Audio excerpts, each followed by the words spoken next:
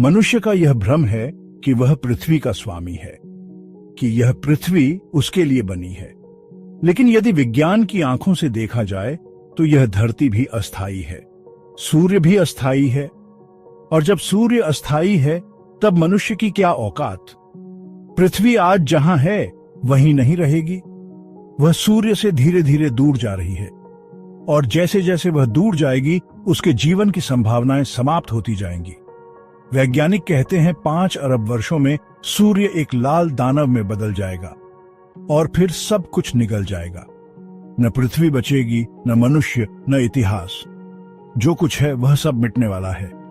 तो प्रश्न उठता है कि फिर भी इस जीवन का क्या मूल्य है? अगर सब कुछ समाप्त होने वाला है तो फिर इस यात्रा का प्रयोजन क्या है? यही वह द्वार है जहां विज्ञान रुक जाता है और ध्यान शुरू होता है, क्योंकि विज्ञान देखता है बाहर की दुनिया को और ध्यान प्रवेश करता है भीतर की दुनिया में।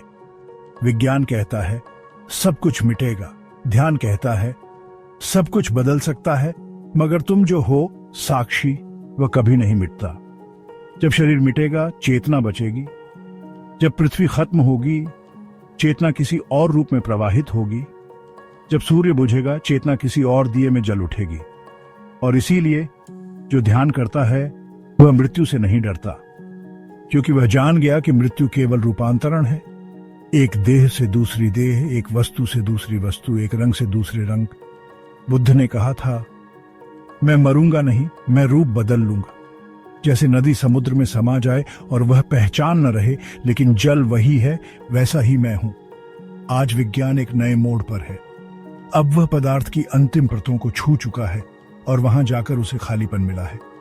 परमाणु के भीतर कुछ नहीं है, न कोई ठोस तत्व, न कोई ठोस अस्तित्व, सिर्फ कंपन है, ऊर्जा है।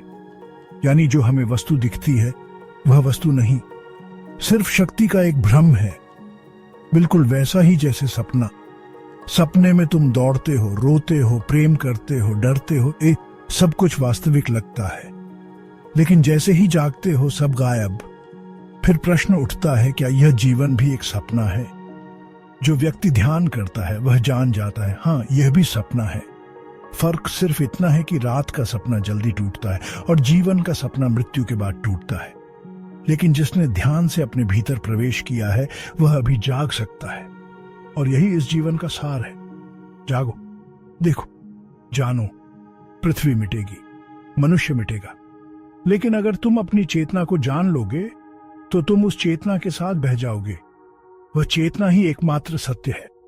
इसलिए मैं कहता हूं, ध्यान ही एकमात्र विज्ञान है जो समय से परे है, जो तुम्हें मृत्यु से परे ले जाता है, जो तुम्हें दिखाता है कि तुम कौन हो।